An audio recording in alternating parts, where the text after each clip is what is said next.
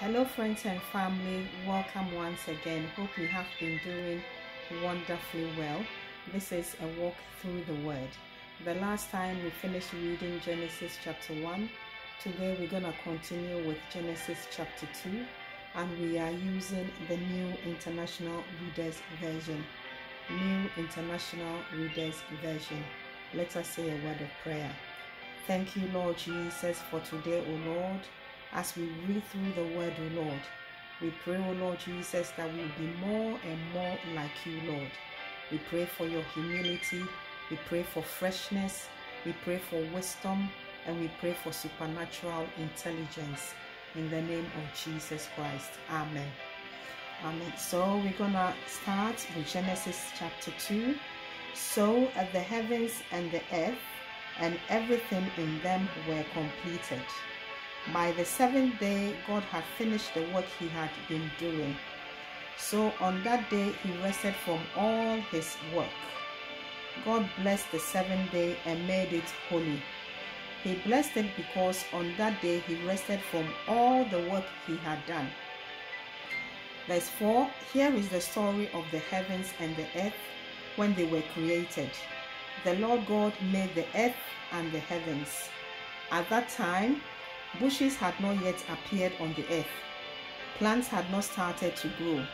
The Lord God had not sent rain on the earth, and there was no one to farm the land. Verse 6, but streams came from the earth. They watered the entire surface of the ground. Then the Lord God formed a man. He made him out of the dust of the ground. God breathed the breath of life into him, and the man became a living person. The Lord God had planted a garden in the east in Eden. He put in the garden the man he had formed. The Lord God made every kind of tree grow out of the ground. The trees were pleasing to look at. Their fruit was good to eat. There were two trees in the middle of the garden. One of them had fruit that let people live forever. The other had fruit that let people tell the difference between good and evil. Verse 10. A river watered the garden. It flowed out of Eden. From there, the river separated into four other rivers. The name of the first river is the Pishon. It winds through the whole land of Ivala.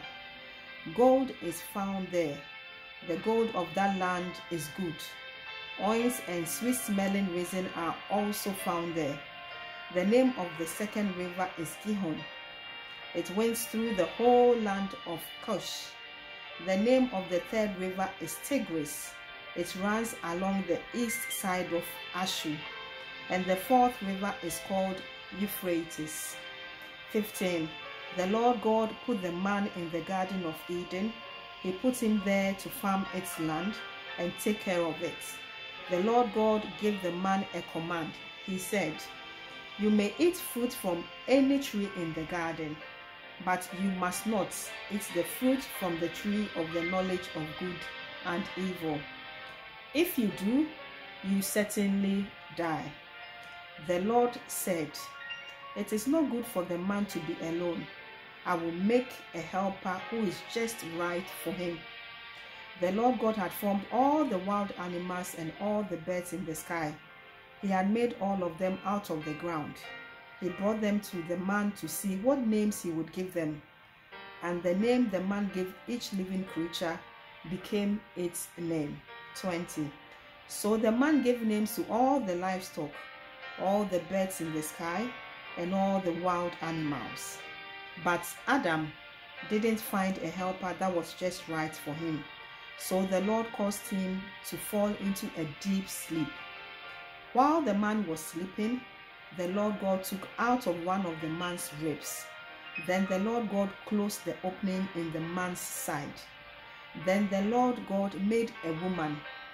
He made her from the rib he had taken out of the man. And the Lord God brought her to the man. The man said, her bones have come from my bones. Her body has come from my body. So she will be named woman. because she was taken out of a man.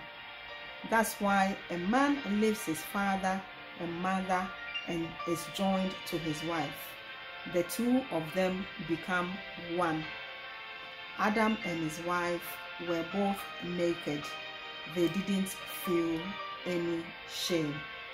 So viewers, this is chapter 2 of Genesis. Hope you take the opportunity as well.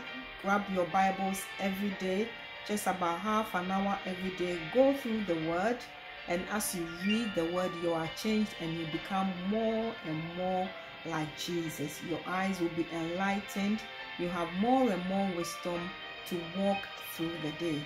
So this is where today's walk through the word will be ending.